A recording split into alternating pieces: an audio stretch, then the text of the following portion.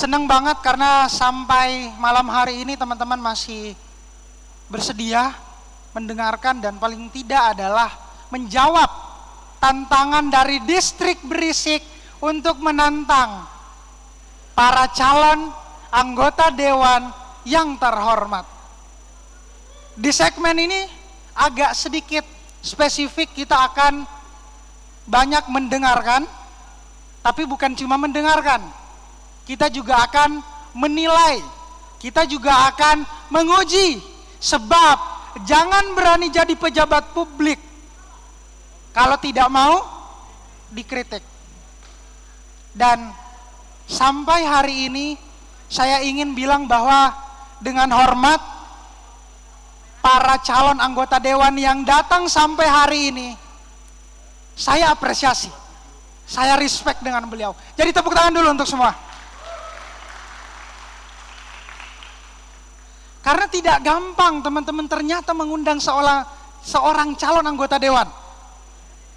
Saya kira awalnya gampang, tinggal DM, terus langsung datang atau kirim surat. Kan perwakilan rakyat harusnya mendengarkan suara-suara rakyat. Tapi realitanya ada yang cuma ngerit doang, ada yang punya agenda lain, oke, bisa diterima. Tapi ini membuktikan bahwa meskipun banyak yang hari ini berhalangan hadir karena kegiatan atau apa, salah satunya yang mungkin terpampang di poster ada Mbak Regina, dia yang paling sigap juga, cuma ada musibah yang menimpa beliau jadi berhalangan hadir, tapi nggak kalah penting, diganti oleh sosok yang penting juga. Jadi saya harap teman-teman menyiapkan pertanyaan untuk menguji para calon anggota dewan kita yang terhormat. Dan tanpa berlama-lama, saya akan membuka segmen ini dengan sedikit pesan lagi. Narasi yang ingin saya sampaikan adalah tentang politik. Kita tiba di segmen Berisik Berpolitik. Politik bukan hal yang serba suci, tapi politik juga tak selalu keji. Politik tak bisa dihindari karena dampaknya terasa dalam hidup sehari-hari. Dari soal ongkos transportasi, urusan alam hingga retribusi. Terlalu besar pertaruhan jika perwakilan dikuasai pemburu kekayaan. Parlemen harus didominasi orang-orang baik agar politik melahirkan hal-hal bajik dan bijak. Tapi bagaimana bangkitkan keterlibatan anak muda jika politik identik dengan dusta, citra, dan harta? Memilih penting, tapi tidak sepenting mencoret kandidat yang sedang bersaing. Mulai dari sekarang kita harus sigap mencatat siapa yang menjabat penuh martabat. Ini dia segmen Jakarta Memilih Dewan. Terima kasih.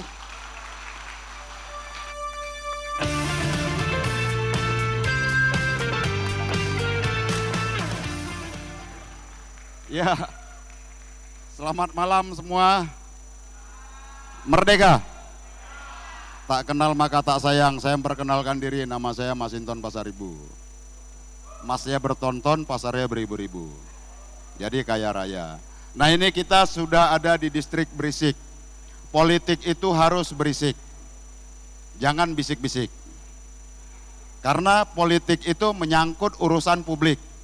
Betul ya? Jadi karena politik menyangkut urusan publik, maka dia harus berisik. Dia tidak boleh di ranah yang bisik-bisik, yang publik nggak tahu. Tahu-tahu jadi undang-undang, jadi kebijakan. Asik nggak teman-teman kalau politiknya nggak berisik? Enggak ya? Nah maka tugas DPR RI, ya kebetulan saya masih anggota DPR RI dan kembali dicalonkan oleh partai saya PDI Perjuangan di Dapil DKI Jakarta 2 yang meliputi Jakarta Selatan, Jakarta Pusat, dan luar negeri. Nah politik itu urusan publik, kebaikan untuk masyarakat banyak. Itu kalau filsafat politik dari Yunani, Aristoteles. Jadi anggota DPR, nah ini kita bicara di sini sebagai calon legislatif. Anggota DPR disebut sebagai parlemen, tugasnya dia bicara. Maka anggota DPR, dia berbicara, dia memiliki hak imunitas. Nah, saya berbicara tentang demokrasi, bicara tentang konstitusi, bicara tentang aspirasi rakyat. Apakah saya bisa dipidana? Tidak bisa. Karena DPR dipilih, dia sebagai perwakilan rakyat, dia harus berisik, bersuara. Maka teman-teman, pilih DPR yang mau bersuara. Jangan dipilih yang cuma datang duduk diam, hanya fasilitas. Betul ya? Nah, jadi teman-teman sekalian, terutama anak-anak muda, kalau saya umpama, apa sih yang udah dilakukan? Kan gitu ya. Kalau biasa itu kan orang membandingkan pil KB dengan caleg. Kalau pil KB lupa jadi. Iya kan? Kalau caleg biasanya udah jadi lupa. Mau yang gitu enggak? Enggak dong. Nah, jadi kalau saya sebagai anggota DPR RI, saya sudah 2 periode, tapi calon presiden saya nomor 3. Ini saya mau ketiga. Jadi 2 periode 2014 dan 2019. Apa yang saya lakukan? Pertama itu kalau supaya tidak lupa dengan masyarakat, saya buat rumah aspirasi Masinton. Itu di Jalan Raya Pasar Minggu, Duren 3, seberang Potlot, seberang markasnya Sleng. Nah, itu dari 2014 sampai sekarang. Saya punya rumah aspirasi. Dari rumah aspirasi itu saya membuat program dengan masyarakat, dengan warga. Baik anak-anak muda, komunitas, ibu-ibu, dan lain-lain. Melalui rumah aspirasi saya hari ke hari bisa melakukan, menjadwalkan kunjungan-kunjungan ke warga. Jadi saya dipilih, saya tidak melupakan masyarakat tadi. Kemudian anggota DPR itu dia tugasnya pengawasan, membahas anggaran, terus membahas rancangan undang-undang. DPR dia harus lebih kritis, dia lebih tajam dari pemerintah. Maka anggota DPR itu harus sering baca, harus tahu kondisi terkini, harus juga mau mendengar kehendak rakyat. Maka anggota DPR itu dia harus berisik, berisik menyuarakan aspirasi publik. Anggota DPR itu dia tidak boleh eksklusif dan elitis, dia harus mendengar dan mewakili suasana dan kehendak rakyat tadi. Nah, itu anggota DPR. Jadi saya tentu tidak bicara akan, tapi saya lebih banyak menceritakan apa yang sudah saya lakukan. Sebagai anggota DPR RI, kita harus punya sikap yang jelas dan tegas karena menyangkut perjalanan bangsa kita. Anggota DPR harus punya prinsip dalam menjaga demokrasi. Saya tentang ide tentang jabatan 3 periode, jabatan presiden 3 periode. Walaupun saya berasal dari partai pendukung, karena saya mendukung, maka yang bengkok diluruskan. Tugas DPR itu meluruskan yang bengkok. Jadi sebagai pendukung, beda dengan pemuja. Kalau pemuja kekuasaan, banyak tuh, ada beberapa anak-anak muda yang kemudian terjerembab menjadi pemuja. Kalau pujaannya menyatakan matahari terbit dari barat, pemujanya akan tepuk tangan. Mantap Pak, matahari memang terbit dari barat. Tapi kalau pendukung, matahari terbit dari barat, kata pendukung, sebentar Pak, matahari terbit dari timur, bukan dari barat. Nah, itu pendukung, dia meluruskan, mengembalikan hitohnya, kira-kira gitu. Jadi buat teman-teman, anggota DPR RI itu dia harus punya prinsip dan sikap politik yang berdasarkan kehendak rakyat dan kehendak zaman. Selain kehendak zaman juga kehendak sejarah. Sejarah kita hari ini, sejak reformasi, kebetulan saya bagian dari pelaku Gerakan Reformasi dan Demokrasi ketika saya masih aktivis mahasiswa tahun 98 lalu. Kehendak sejarah hari ini adalah membatasi kekuasaan yang absolut, membatasi kekuasaan yang semena-mena, membatasi kekuasaan yang mengabaikan aspirasi dan kehendak rakyat tadi. Maka tugas DPR harus berani bersuara itu. Harus punya sikap terhadap kehendak sejarah tadi. Begitu ya. Nah jadi itulah yang saya lakukan selama ini, fungsi-fungsi sebagai representasi Dewan Perwakilan Rakyat itu, itulah yang bisa maksimal saya lakukan dan saya sampaikan. Kenapa kok DPR cuma ngomong-ngomong? Ya memang kerjanya ngomong-ngomong, bukan omon-omon, ngomong-ngomong. Ya kan? Jadi DPR itu ya kerjanya memang ngomong-ngomong. Karena dia bicara, parle.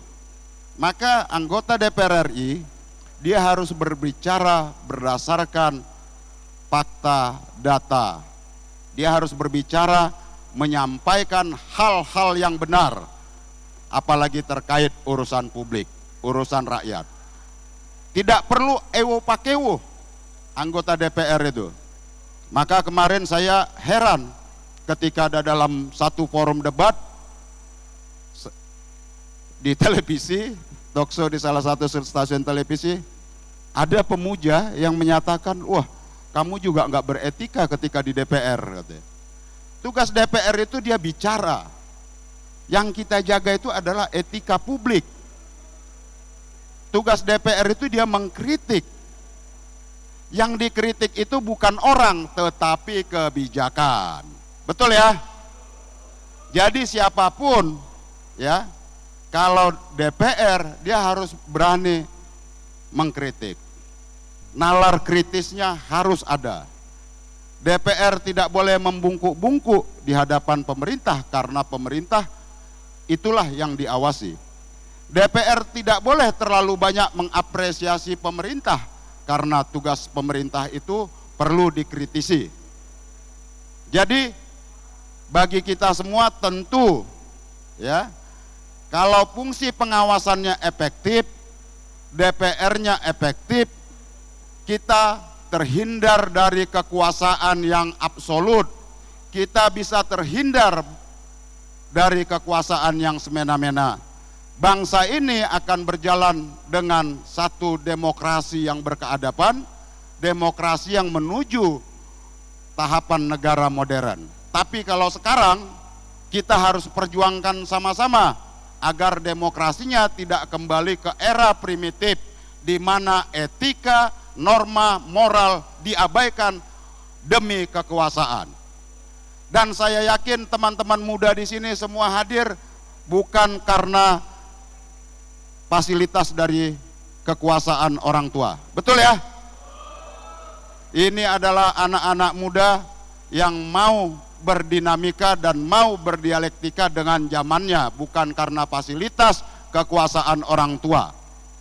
Apalagi sampai nabrak-nabrak aturan, apalagi sampai merubah aturan agar anak bisa dicalonkan. Maka suara anak muda adalah suara kehendak zaman dan kehendak sejarah. Anak muda bukan pemuja, tapi anak muda adalah generasi-generasi pemberani. Muda bukan diukur dari sisi usia. Banyak yang masih muda tapi pikirannya pikiran konservatif, pikirannya kolot, pikirannya dan tindakannya tua, dan pikirannya dan tindakannya membusuk. Anak muda itu terkenal dengan progresif. Anak muda itu menghentak, anak muda itu mendobrak. Kalau anak mudanya manut-manut, apalagi karena fasilitas kekuasaan bapaknya, itu bukan anak muda. Maka Bung Karno dulu menyampaikan, berikan saya 10 pemuda, maka akan kuguncangkan dunia. Tapi bukan pemuda Sontoloyo yang cuman manggut-manggut. Pemuda yang hati dan jiwanya progresif, revolusioner. Pemuda yang hati dan jiwanya berontak terhadap ketidakadilan. Itulah sejatinya pemuda. Jadi kalau pemuda, teman-teman muda, ketika saya mahasiswa, saya lahir dari proses politik dan dinamika pergulatan anak-anak muda sejarah yang ingin memperjuangkan reformasi dan demokrasi, yang ingin memperjuangkan adanya keadilan di bangsa kita. Kami menghentak kekuasaan yang tiran, kekuasaan yang otoriter, kekuasaan yang anti demokrasi. Maka kami teriakkan reformasi dan demokrasi tahun 98 lalu.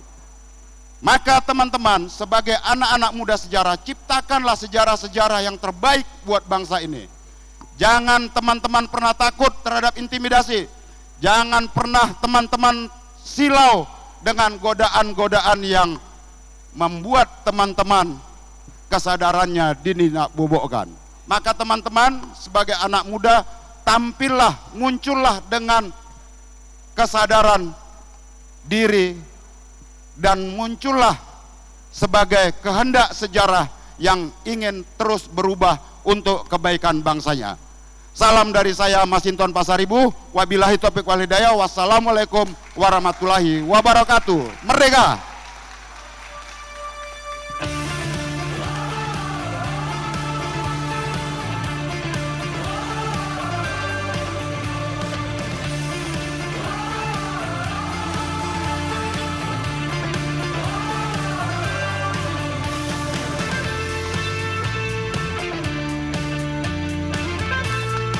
Selamat malam penduduk distrik Berisik. Selamat malam semuanya. Thank you, gua udah diundang di sini di acara distrik Berisik volume ke-10 tadi gua dengar. Gua appreciate, gua hargain, keren banget inisiasi yang dilakukan sama teman-teman distrik Berisik. Gua terima kasih atas kehadiran teman-teman penduduk distrik Berisik yang sudah meluangkan waktunya di malam minggu yang harusnya bisa pacaran, sekarang malah berisikin politik di acara distrik Berisik ini. Sebelumnya izinkan gue untuk perkenalkan diri gue. Nama gue Rafif Muhammad Rizkullah. Besok akan maju sebagai calon legislatif DPR RI dari Partai Kebangkitan Bangsa nomor urut 5.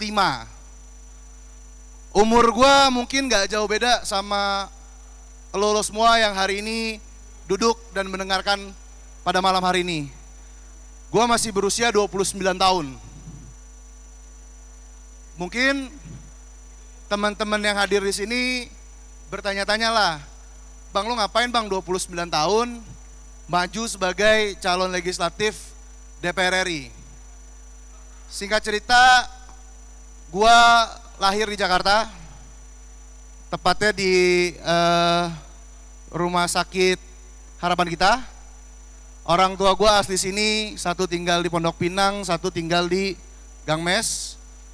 Gue tumbuh dan kembang di sini, sampai akhirnya gue kerja, tinggal, cari makan di sini. Jadi hari ini 5 tahun yang lalu gue berangkat dari kursi-kursi yang teman-teman hari ini dudukin. Pertanyaannya, kenapa memutuskan untuk maju? Karena hari ini gua merasa punya kewajiban sebagai anak asli Jakarta di umur gua 29 tahun yang diberikan kesempatan sedikit lebih beruntung dibanding teman-teman gua yang lain. Untuk apa? Untuk bisa membagikan kesempatan, menyuarakan kesempatan pada teman-teman gua yang hari ini tidak bisa memiliki kesempatan itu. Jakarta, terutama Jakarta Selatan, Jakarta Pusat, selalu cuma dilihat sebagai tempat nongkrong yang mewah. Tempat nongkrong yang bahkan kita punya sebutannya sendiri, anak Jaksel. Di mana dilihat bahwa Jakarta tuh hanya dilihat dari gemerlap-gemerlapnya aja. Dari gedung-gedung yang ada di Jalan Sudirman, pusat pemerintahan Istana Negara ada di wilayah sini. Tapi lebih dari itu teman-teman, ada ruang-ruang kecil ada ruang-ruang yang tidak pernah terlihat, nggak pernah dijamah, nggak pernah didengar, tapi dia hanya hadir di ibu kota sebagai pelengkap penderitanya. Jadi misi gua maju dalam proses kontestasi ini adalah menjadi suara bagi suara-suara yang tidak pernah didengar, menjadi harapan bagi orang-orang yang sudah putus harapannya. Maka dari itu pada malam hari ini gue mengajak teman-teman semua yang hadir di sini untuk terus senantiasa berisik. Berisik dengan segala kerisauan teman-teman. Berisik karena apa? Karena nyari kerja makin susah. Berisik karena apa? Berisik karena lu mau usaha aja susah. Semua kesempatan yang ada dalam gemerlapnya ibu kota ini tidak bisa dirasakan oleh seluruh masyarakat ibu kota. Kebayang nggak kalau apalagi Jakarta pindah? Ibu kota pindah. Makin sulitnya lah gambaran kita untuk mencari kesempatan.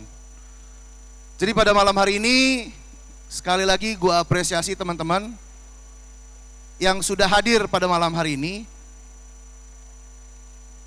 Teruskan proses berisik teman-teman bukan hanya melalui platform-platform seperti ini. Teruskan proses berisik ini tidak hanya melalui sosial media yang teman-teman miliki.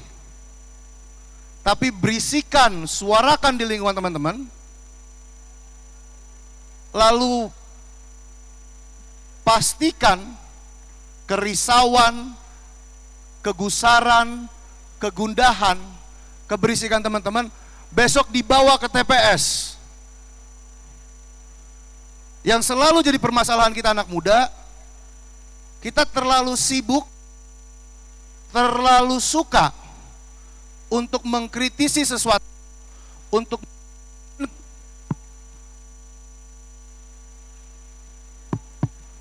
meneriakan kegundahan kita, tapi lupa bahwa kita memiliki kesempatan yang sama untuk kegundahan kita besok di 14 Februari 2024 nanti. Jadi pada 14 Februari 2024 nanti itu kan acara Valentine. Ajak pacar lu, ajak gebetan lu untuk datang ke TPS di 14 Februari 2024 nanti. Karena apa? Karena berisiknya besok lu nanti di 14 Februari 2024 menentukan berapa harga lu ngapel setiap jalan sama pacar lu. Harga bensin lu buat jemput teman-teman lu. Bahkan yang mau merencanakan pernikahannya 14 Februari 2024 akan menentukan berapa biaya pernikahan lu. Jadi gua menyarankan teman-teman untuk pelajari, bawa kegusarannya bukan hanya di sosial media, bukan hanya dalam forum-forum seperti ini, tapi pastikan besok bukan hanya menularkan kegundahan ini ke teman-teman yang lain, tapi ajak besok ke TPS di 14 Februari 2024 nanti. Cari yang menurut lo besok akan mewakili suara-suara yang tidak terdengar nanti.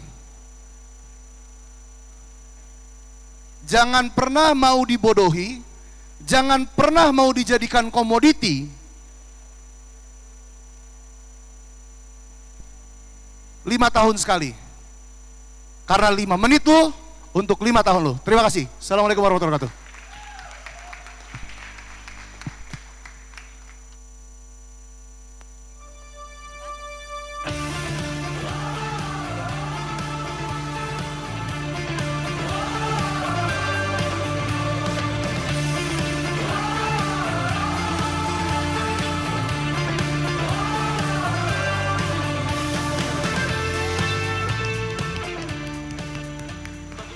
Aman sama Bang Faldo juga. Assalamualaikum warahmatullahi wabarakatuh. Selamat malam semuanya. Satu-satunya perempuan yang bakal monolog 7 menit ke depan. Kenapa satu-satunya perempuan? Nggak tahu juga. Perempuan yang lain pada kemana. Oke. Tapi kita kenalan dulu aja ya. Dr. Lula Kamal, ada MSC-nya sih sebetulnya. Tapi nggak ditaruh gitu ya. Buat apaan? Nggak penting sebetulnya. Yang penting punya pengalaman hampir 30 tahun di bidang kesehatan. Terus, nggak usah diketokin juga nggak apa-apa, tenang aja. Terus ngapain lagi? Ngapain mesti nyalek? Karena ternyata jadi dokter doang nggak bisa bantuin banyak orang. Jadi dokter doang nggak bisa bantuin pekerja migran Indonesia. Jadi dokter doang nggak bisa bantuin perempuan. Jadi terus gimana? Mesti jadi anggota legislatif. Sorry, MSC-nya itu di bidang adiksi, ketergantungan, drugs, alkohol, sama tobacco. Itu yang 3 bisa disembuhin. Yang gak bisa disembuhin cuman ketergantungan terhadap duit, uang, sama ketergantungan terhadap perempuan. Nah, jadi mesti ngerti nih. Yang masih muda, taruh di kepala, ya. Jangan semua dihargain pakai duit. Jangan ngikutin generasi Orba, terus generasi selanjutnya yang semua pakai duit. Lula Kamal nggak pernah kaya, S2 juga beasiswa. Tapi Lula Kamal nggak pernah pengen kaya. Pengen cukup aja, cukup doang kok. Cukup itu bisa bahagia, tapi cukup itu harus berguna. Hari ini beda. Biasanya ngomong sama emak-emak sehari bisa 500-600 orang. Hari ini ngomong sama anak muda. Tapi tahu nggak sih teman-teman yang pertama kali aku tanyain waktu masuk sini? Ini buktinya Cici. Distrik Berisik, siapa yang duitin? Nggak ada duitnya. Dapat dari teman-teman sendiri. Ini yang kita mesti ubah. Anak muda mesti disupport supaya bisa kayak gini. Distrik Berisik mestinya dapat duit dari negara. Kalau ditanyain Lula Kamal mau ngapain? Begini ceritanya teman-teman.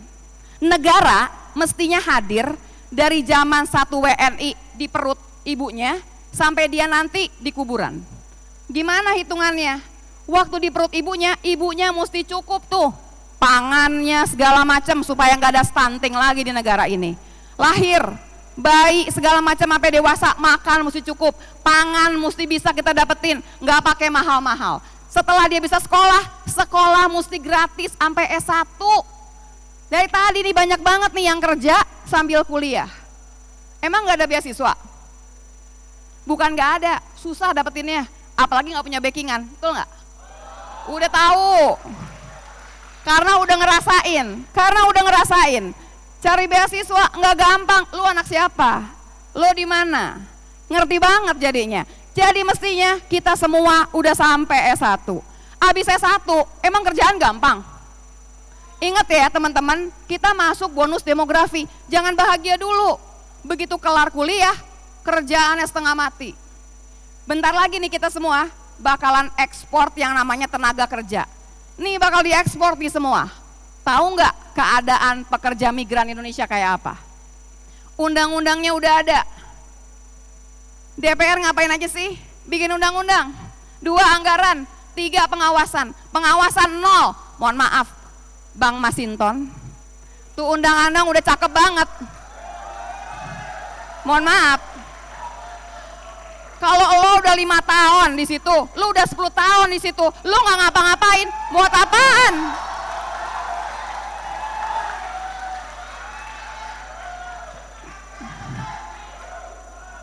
Tunggu. 3 periode kan? 2 aja cukup dah. Dengerin ya, pekerja migran Indonesia, tunggu, gue cuma punya 2 menit, bentar. Pekerja migran Indonesia harganya separuh manusia.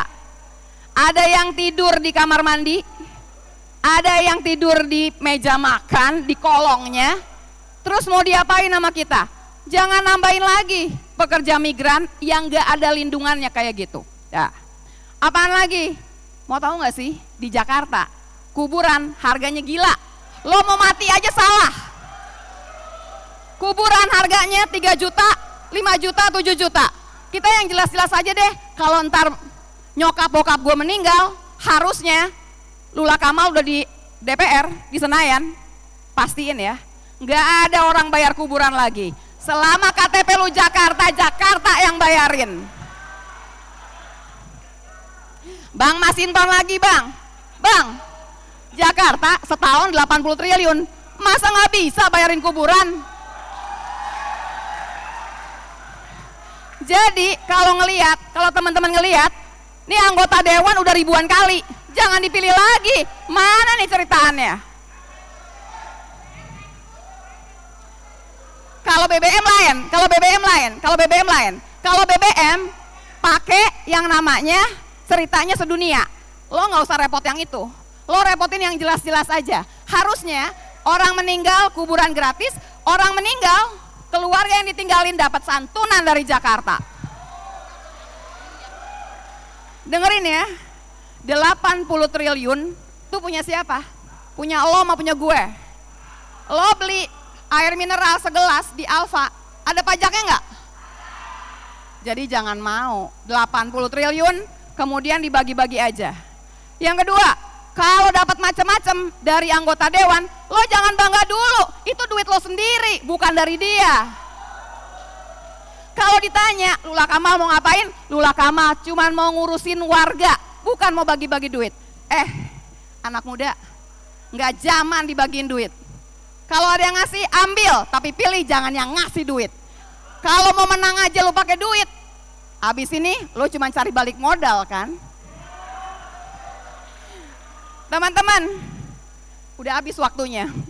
Ya, padahal masih banyak, nggak apa-apa deh. Ikan teri cengengesan, ikan hiu main akrobat.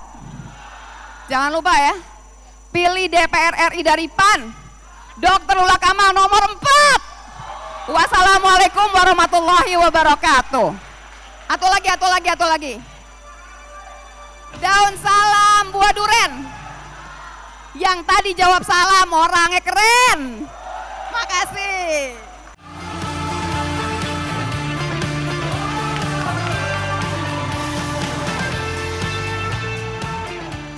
Oke, selamat malam semuanya. Assalamualaikum warahmatullahi wabarakatuh. Salam sejahtera untuk kita semua. Teman-teman semuanya di sini, selain tim saya ya, semuanya yang di sini yang pernah lihat baliho saya angkat tangan coba. Oh, enggak, saya mau lihat efektivitasnya aja sih. Oke, teman-teman, perkenalkan nama saya Abraham Srijaya. Saya calon anggota DPR RI dari Partai Golkar, kita yang termuda. Kita nomor urut 3. Kebetulan saya adalah generasi pertama di keluarga besar saya untuk masuk politik. Jadi saya selalu ditanya kemana-mana, Mas Abraham ngapain sih masuk politik? Kenapa? Kita tuh jadi caleg itu susah, teman-teman. Kenapa kok susah? Saya kemarin di Kompas TV ketemu dengan teman-teman mahasiswa, ditanya teman-teman mahasiswa, siapa di sini yang mau jadi caleg? Semua angkat tangan. Ditanya, kenapa kok mau jadi caleg? Iya, katanya caleg itu pekerjaan yang mulia. Saya itu bingung Bapak Ibu, teman-teman. Kenapa kok saya bingung? Karena saya megang mic ini sudah dianggap sebagai penipu. Karena caleg identik dengan penipu. Teman-teman, di tahun 2016, saya pertama kali masuk ke dalam politik praktis. Pada waktu itu 2017 ada Pilkada DKI. Di tahun 2016 saya ditunjuk menjadi ketua relawan untuk mencarikan duit salah satu paslon pilkada. Jadi kita fundraising. Untuk duduk dengan paslon pilkada tersebut harus bayar uang puluhan juta. Dan kita berhasil mengumpulkan uang miliaran untuk membantu paslon tersebut. Di tahun 2018, 2019 saya diminta maju oleh mentor saya, dan 2019 saya pertama kali nyalek dari Surabaya Sidoarjo. Siapa mentor saya? Mentor saya pada waktu itu adalah Pak Basuki Cahayapurnama. Saya adalah ketua umum Mudikarya Ahok pada waktu itu. Akhirnya kita masuk ke dalam politik. Yang saya lihat sama yang saya rasakan di politik ternyata jauh berbeda. Jauh berbedanya di mana? Ternyata tambah parah, Pak. Di dalam itu ternyata lebih parah. Dapil DKI 2, saya Jakarta Pusat, Jakarta Selatan dan luar negeri adalah dapil termahal di Indonesia. Dapil termahal. Kenapa kok mahal? Saya Jakarta Pusat, Jakarta Selatan plus 132 negara. Udah pasti nggak balik modal Bapak Ibu. Nggak bisa balik modal, gimana mau balik modal? Saya barusan nikah 6 bulan. Saya ajak istri saya keliling untuk ketemu pekerja migran yang ada di Malaysia, di Hong Kong, Taiwan. Kos begitu mahal. Dan saya selalu mendapatkan pertanyaan dari teman-teman, oh ya ini kosnya mahal, berarti balik modalnya juga harus ngambilnya lebih cepat. Saya jawab adalah salah. Yang bertanya atau menjawab seperti itu, saya pastikan dia adalah koruptor. Kenapa kok saya bilang seperti itu? Saya punya mentor Bapak, saya punya mentor saya, namanya Datuk Sri Tahir. Saya bicara sama dia, Pak Tahir, kenapa kok mau sumbang 100 juta US? Kenapa kok mau sumbang, begitu dia meninggal dia harus memberikan 50% uangnya kepada masyarakat. Kenapa? Karena dia bilang ke saya, pada level tertinggi manusia itu adalah hidup untuk masyarakat. Itu adalah level tertinggi untuk hidup dengan masyarakat. Di sini saya yakin teman-teman, siapa yang di sini siapa yang di sini mendukung Palestina? Angkat tangan, semua angkat tangan. Apa yang teman-teman sudah lakukan untuk Palestina? Berdoa. Betul gak? Kita juga menyuarakan itu teman-teman. Tapi kita bukan hanya menyuarakan itu. Pada waktu itu saya ditelepon, Mas Abraham sumbang.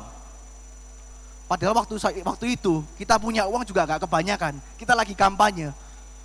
Kita sumbang 300 juta untuk Palestina. Pertanyaan saya, apa saya mau duitnya itu balik? Kan enggak. Jadi apakah orang nyalek itu pasti mau balik duitnya? Enggak Bapak Ibu. Kita mau ya di DPR RI itu ada transparansi. Kenapa? Di DPR RI itu tidak bisa membuat keputusan. Di DPR RI itu hanya bisa melakukan pengawasan, legislasi, dan penganggaran. Hanya 3 itu aja. Saya kemarin ditanya di podcastnya Bro Gamal. Baliho saya banyak, dari mana? Oh ya teman-teman banyak yang kasih sponsor. Banyak yang kasih sponsor. Oh ya komennya saya baca, oh ya ini sponsor pasti mau tukar proyek. Gimana caranya? Saya pengen tahu bagaimana caranya tukar proyek dengan ngasih baliho. Saya punya teman. Di beberapa bulan yang lalu saya berangkat ke 10 negara 15 kota bersama dengan The Massive. 1 rupiah pun saya nggak keluar duit. Loh kok bisa? Saya ketemu sama teman saya bilang kayak gini, Mas Abraham, kita ini nggak bisa masuk ke politik. Kita titipkan dengan dia mensponsori saya berangkat. Teman-teman tahu nggak yang sponsorin saya siapa? Yang punya restoran Padang Merdeka. Jadi kalau ditanya akan memberikan proyek-proyek apa, dia punya restoran Padang. Tapi dia memberikan supportnya ke kami. Nah teman-teman, saya selalu bicara dengan relawan saya selalu bicara dengan masyarakat di bawah. Saya selalu bilang, pilih anggota DPR RI, itu tidak penting partainya apa. Kenapa kok saya boleh bilang tidak penting partainya apa? Teman-teman tahu Omnibus Law? Ada yang ikut demo nggak? Angkat tangan yang ikut demo. Ikut demo ya, Omnibus Law ya. Omnibus Law, semuanya yang megang mic anggota DPR-nya teriak-teriak. Tapi semuanya tanda tangan di dalam. Nah ini teman-teman harus perhatikan. Jadi kita akan memberikan transparansi, jadi anggota DPR tunjukkan, lu berapa punya dana reses, lu punya berapa dana aspirasi, lu punya berapa dana kundapil, lu buka ke masyarakat, itu untuk apa? Kenapa? Itu biasanya yang ditilep. Jadi teman-teman terakhir buat saya, pilih anggota DPR RI maupun DPRD yang bisa memberikan transparansi, itu yang pertama. Dan kedua, pilih presiden jangan serius-serius. Ya, kenapa saya boleh bilang kayak gitu? Partai saya Golkar mendukung Prabowo, ketua tim saya dukung Anies, ketua tim Malaysia saya dukung Ganjar. Ya, jadi saya nggak pernah maksa mereka, karena apa? Inilah pesta demokrasi, kita pesta dengan benar, kita pilih dengan benar. Teman-teman anak muda jangan lupa 14 Februari, coblos Golkar nomor 3. Terima kasih, Assalamualaikum warahmatullahi wabarakatuh.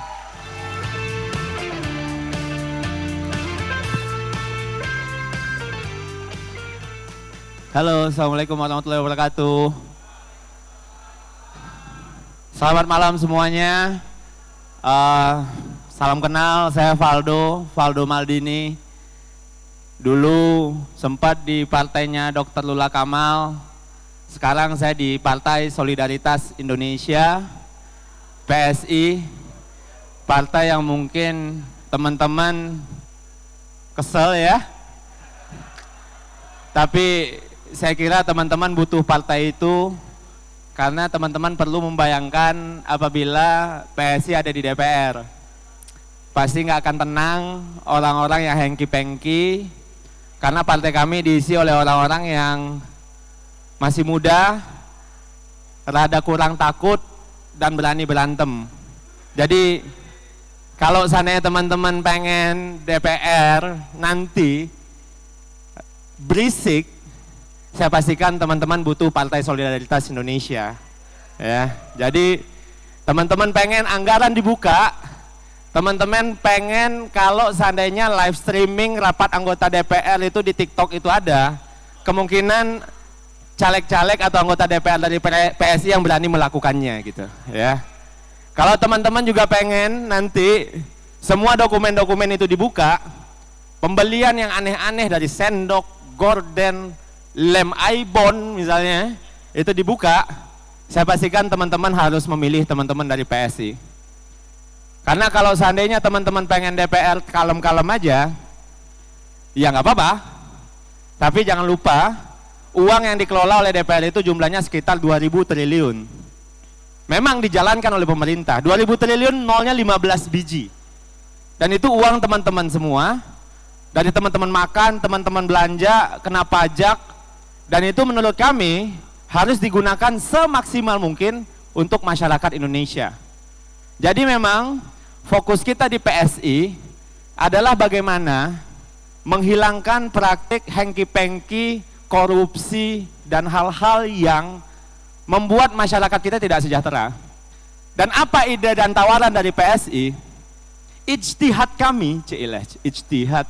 PSI syar'i sekali sekarang. Kami melihat permasalahan kesehatan, kami melihat permasalahan pendidikan, kami melihat permasalahan transportasi, kami melihat permasalahan infrastruktur. Semua masalah ini karena satu hal, yaitu apa? Karena korupsi. Jadi, hal yang pasti akan diperjuangkan oleh Partai Solidaritas Indonesia nantinya adalah pengesahan RUU perampasan aset. Ya, siapapun presidennya, kita akan mendukung pengesahan itu agar koruptor itu dibikin miskin. Mungkin teman-teman melihat koruptor dibikin miskin, bisa banget. Karena selama ini koruptor hanya dihukum kan. Karena korupsi-korupsi itulah pendidikan rusak, kesehatan tidak tercapai, transportasi jelek, habis itu fasilitas publik tidak ada yang benar. Kenapa? Karena dikorup semua. Contoh, saya dapil Jakarta Timur. Saya bicara tadi malam dengan anggota DPRD di DKI Jakarta yang bilang kalau bikin jembatan penyeberangan, kalau nggak diawasin, itu 3 biji jembatan penyeberangan, itu budgetnya itu bisa 150 miliar sendiri Pak, Bu, teman-teman. Bayangin, 3 jembatan penyeberangan dengan budget 150 miliar, mungkin itu jembatan penyeberangannya ada karaoke kali. Kalau satu jembatan penyeberangan 50 miliar, di situ mungkin ada tempat karaoke, tempat sauna, tempat main futsal mungkin gitu. Tapi harus diawasi. Sekali lagi, itu uang teman-teman. Jadi kalau teman-teman percaya bahwa untuk menyelamatkan republik ini harus bikin koruptor itu miskin, harus memastikan orang-orang bersih yang anti disuap masuk DPR, Dengan kerendahan hati saya mohon sekali memilih partai saya, itu Partai Solidaritas Indonesia. Ya. Walaupun dalam hati teman-teman merasa kayak gak mungkin lah bocah-bocah ini bisa melawan tetua-tetua gitu. Teman-teman, percayalah, banyak cerita hari ini bahwa orang-orang yang diremehkan, orang-orang yang dianggap aneh, orang-orang yang dianggap tidak masuk gitu. Tapi mereka yang bikin perubahan itu.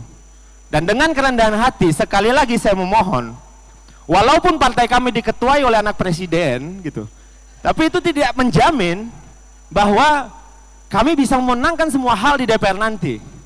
Pastikan banyak orang-orang dari PSI, dari manapun teman-teman hari ini, mau teman-teman dari Jaksel, mau teman-teman dari Jakarta Utara, walaupun mungkin nggak senang sama caleg dari PSI-nya, tolong coblos PSI-nya. Tolong banget coblos PSI-nya. Nah, kalau di sini ada dari Jakarta Timur, adakah yang dari Jakarta Timur? Oke, saya pastikan teman-teman udah ngelihat baliho saya. Ya, saya mohon maaf, benar-benar saya mohon maaf karena saya juga nggak pengen melakukan itu, tapi saya harus melakukan itu. Tapi kedepannya 2029 akan kita ubah aturan pemasangan baliho ini, karena ini merusak lingkungan sekali. Hati kecil saya itu kena gitu, tapi saya nggak bisa gitu. Jadi tolong antar partai kami ini ke sana gitu loh, ya. Jadi nanti aturannya kita ubah, koruptor kita miskinkan, sehingga pendidikan, kesehatan, fasilitas publik, kuliah gratis, makan siang gratis, itu bisa tercapai. Kenapa? Uangnya ada. Selama ini uangnya nggak ada, kenapa? Dimaling, bos. Jadi percaya sama gua, kali ini, kalau teman-teman kali ini pengen uang-uang yang dimiliki Republik ini sampai ke teman-teman, cobalah ganti rasa deh tahun ini gitu. Ya. Coba testing, walaupun bajunya kuning hari ini gitu, tapi kayaknya cocok nih sama PSI. Sorry Pak Abraham, kayaknya PSI ini oke juga nih gitu. Karena jujur aja, kita istihad kita itu clear, visi kita bikin koruptor miskin. Jadi mudah-mudahan nggak ada koruptor juga di partai kita. Kalau teman-teman lihat portofolio kami, cek DPRD DKI, betapa ributnya anggota DPRD DKI PSI ketika bahas anggaran. Semoga itu juga tercapai di Senayan. Saya Valdo Maldini, caleg Jakarta Timur nomor urut 1, Partai Solidaritas Indonesia. Terima kasih.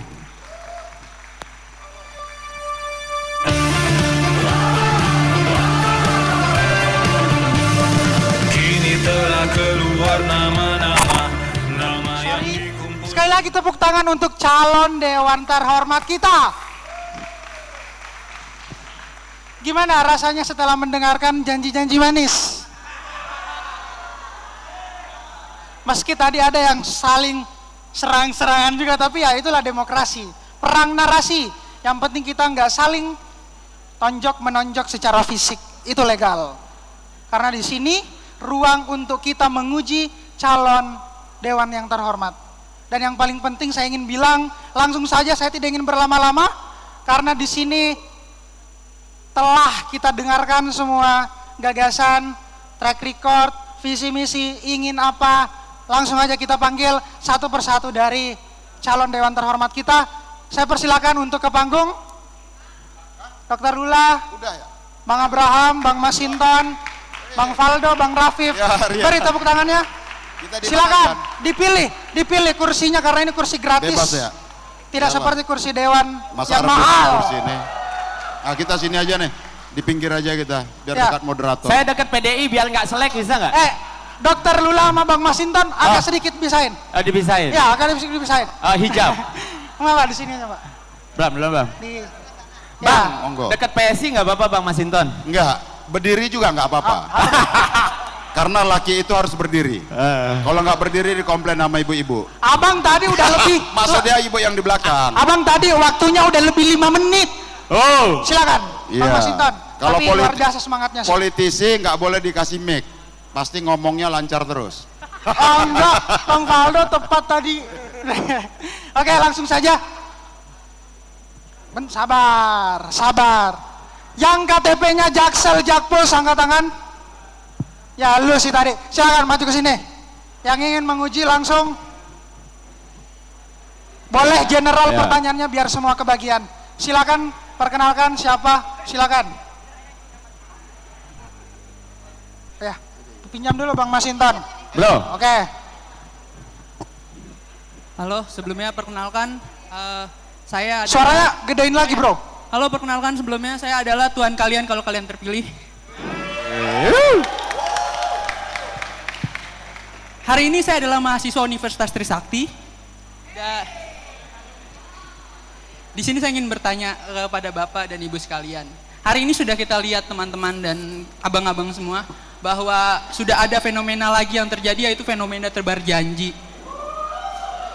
Dan yang ingin saya tanyakan adalah bagaimana ketika nanti Bapak dan Ibu terpilih konsisten dengan konstituennya, yang dimana tidak ada lagi undang-undang tiba-tiba disahkan dan konstituennya tidak tahu. Dan menurut saya dari Dapil 2, Bapak dan Ibu di Jakpus, baliho Bapak dan Ibu sekalian itu terpampang jelas di sepanjang jalan rumah saya. Tapi tidak ada satu orang pun yang pernah saya dengar gagasannya di rumah saya.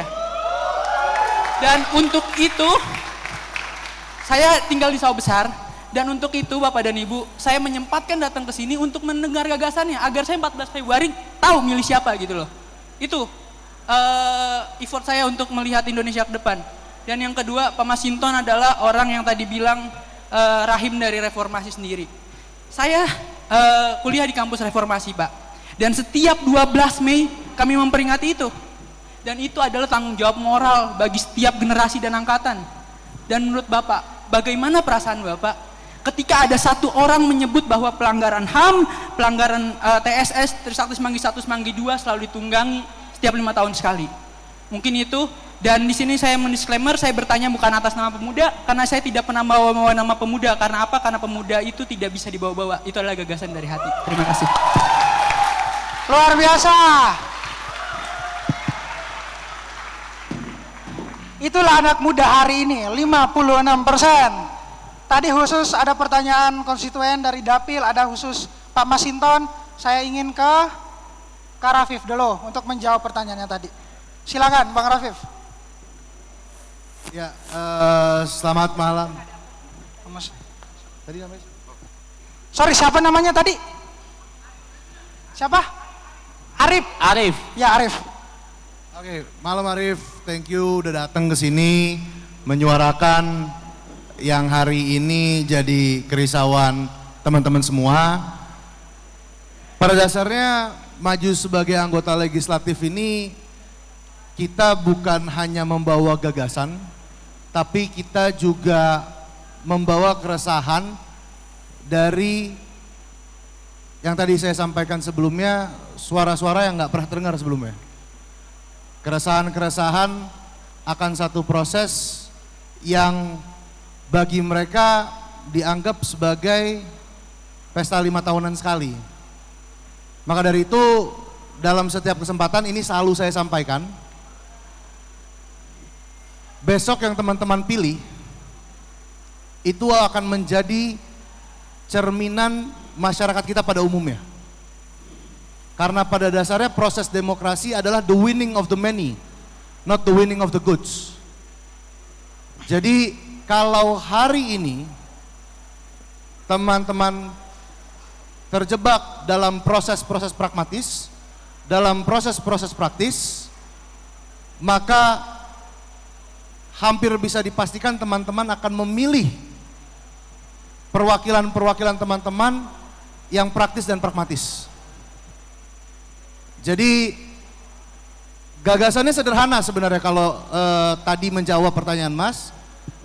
Hari ini saya merasa diberikan kesempatan lebih beruntung dibanding teman-teman tongkrongan saya yang lainnya. Hari ini yang saya suarakan adalah keresahan teman-teman saya yang bermukim di Jaksel dan Jakarta Pusat. Kurang lebih gitu. Terima kasih. Oke, beri tepuk tangan. Selanjutnya ingin ke Dr. Lula, bagaimana meyakinkan konstituen Anda? Langsung aja ya, Rif. Ya. Langsung ya, Rif. Gini, Rif. Kalau lo nanyanya gitu mulu, lo cuma dapat janji, Rif. Kalau lo nanyanya begitu, yang bisa jawab cuman Bang Masinton karena dia udah ngerjain. Jangan bangga dulu, masih banyak dia celah bolongnya. Ingat ya, dengerin teman-teman, yang bisa udah ngebuktiin dia, tapi yang bisa kita hujat juga dia. Yang 4 lagi belum nyampe di bangkunya. Lo kalau nanya, gue cuma bilang kalau nanti gue jadi, tapi ntar dulu, Lula Kamal udah berbuat. 1, gue ngasih pemeriksaan gratis di semua dapil gue. 2, gue ngasih sekolahan digital gratis buat di dapil gue. Yang ketiga, buat yang di atas 40 tahun, gue ngasih kacamata buat baca. Pertama, buat baca Al-Quran.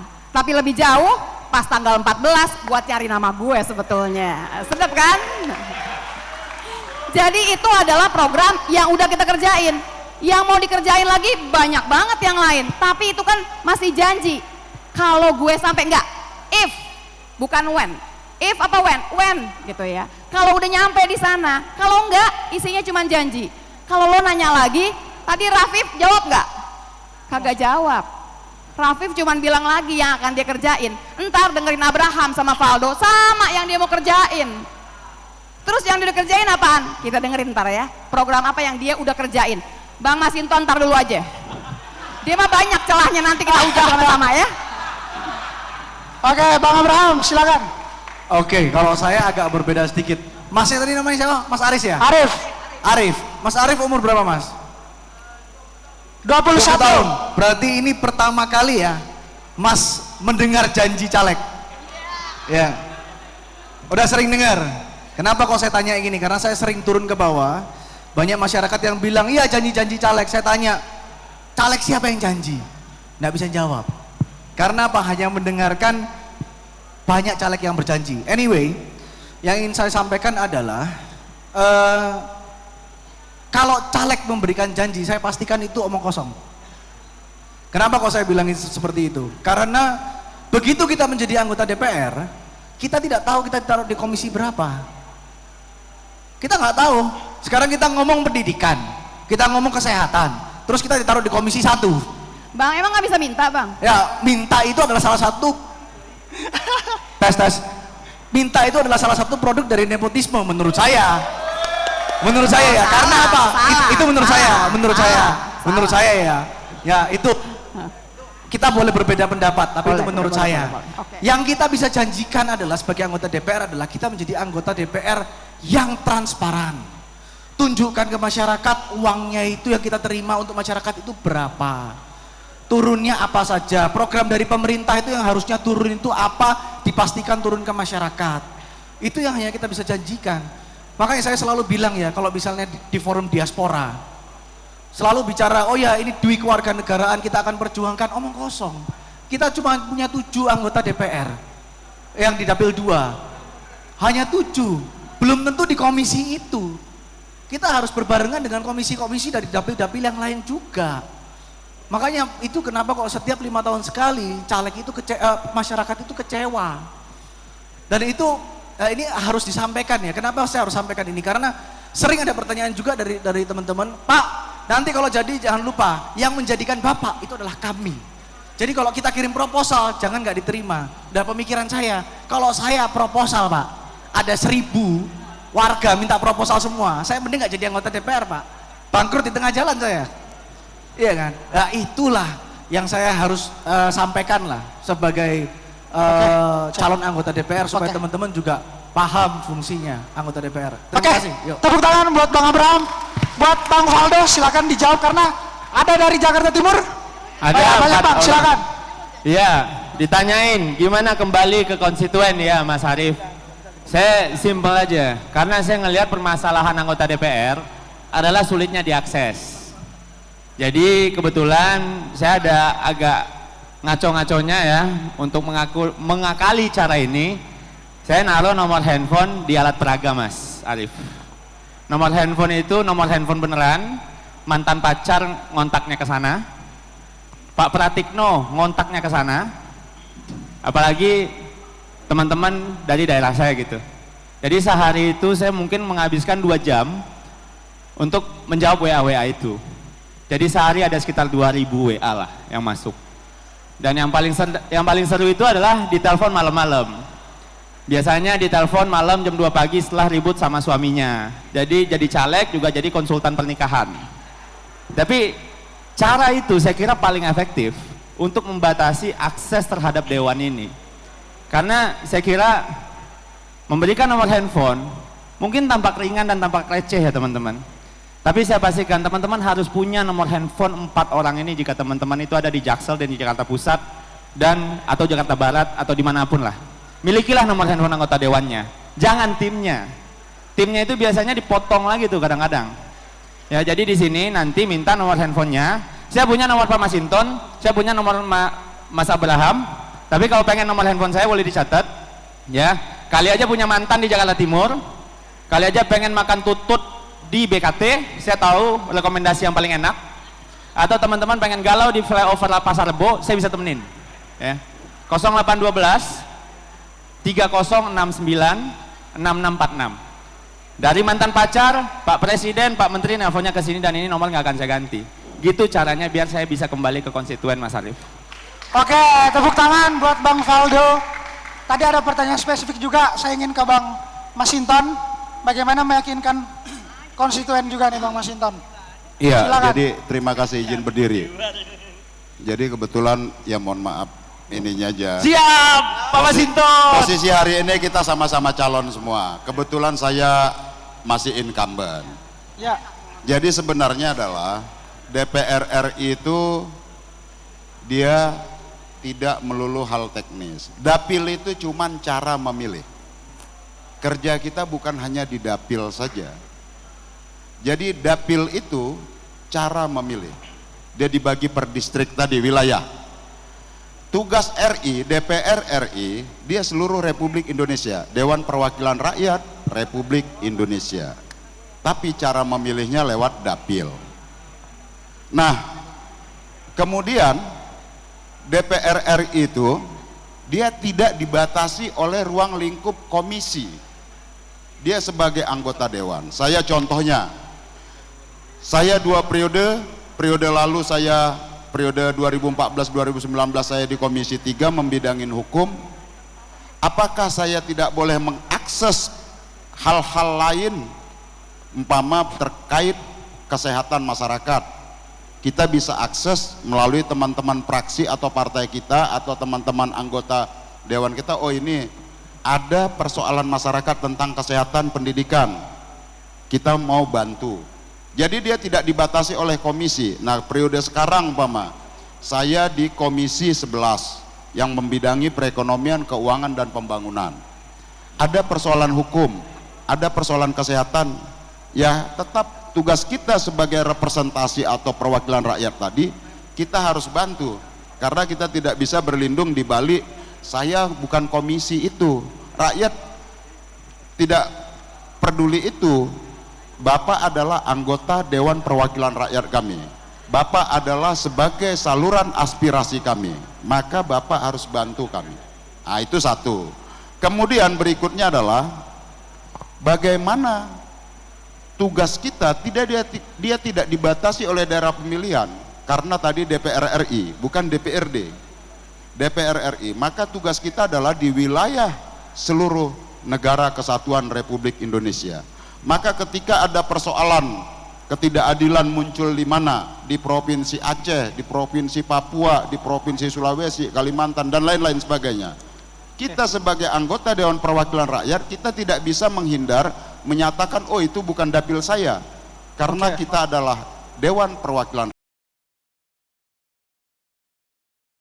Kemudian berikutnya adalah bagaimana membangun relasi konstituensi dengan konstituen di daerah pemilihan. Kalau saya buat itu tadi rumah aspirasi Masinton. Nah, di situ kita siapkan staf, kita siapkan simpul-simpul relawan yang dia bukan hanya menunggu tapi juga bisa proaktif datang ke warga-warga. Jadi relasinya terbangun. Oke, Bang Masinton. Nah, gitu. Nah, kemudian tadi terkait dengan pelanggaran hak asasi manusia, Ya, terakhir. itu adalah tanggung jawab negara yang harus kita desak terus menerus. Bahkan setiap minggu ada aksi kamisan kawan-kawan dari elemen masyarakat sipil mendesak negara untuk menuntaskan kasus pelanggaran HAM. Kasus pelanggaran HAM ini di masa lalu tentu bukan untuk dipolitisasi. Kalau sekarang katanya, oh ini tendensinya politik. Tidak, itu bagian dari kita menagih tanggung jawab negara terhadap penyelesaian isu-isu pelanggaran hak asasi manusia di masa lalu. Agar apa? Agar bangsa kita tidak lagi terjerembab pada pelanggaran hak asasi manusia di masa depan. Maka untuk itu sebenarnya saya sebagai anggota DPR RI sudah 2 periode, ketika saya masih di Komisi 3 dan sampai sekarang, saya tetap menyuarakan itu meskipun kendalanya tidak mudah. Saya pernah menanyakan ke Jaksa Agung berlindung bahwa kasusnya mandek di Komisi Nasional Hak Asasi Manusia. Ketika kita tanyakan, dikembalikan ke Kejaksaan Agung. Jadi ini harus ada upaya komitmen negara, pemerintah bersama DPR untuk menyelesaikan kasus pelanggaran HAM ini.